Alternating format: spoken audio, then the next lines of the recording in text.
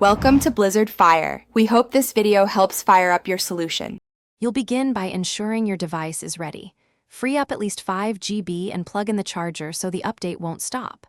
Once done, make an immediate backup. iCloud or an encrypted computer backup protects your data if something goes wrong. Make sure you're on a stable Wi-Fi network. Large updates can be several gigabytes and cellular may not be allowed. With those prerequisites met, open Settings and tap General, then Software Update to fetch the latest iOS.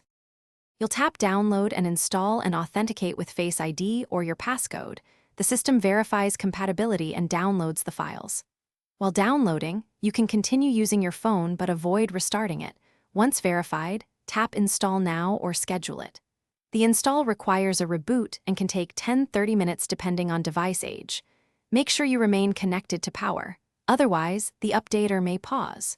If prompted, follow on-screen steps to update carrier settings or apps after the reboot.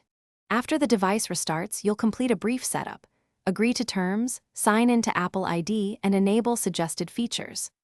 Check settings to confirm the new iOS version, then review storage and battery health in case performance changed. If the update fails or the device is stuck, try rebooting and repeating the update. If that doesn't work, connect to a Mac/PC and use recovery mode to reinstall iOS or contact Apple support. This step fixes most problems and protects your data.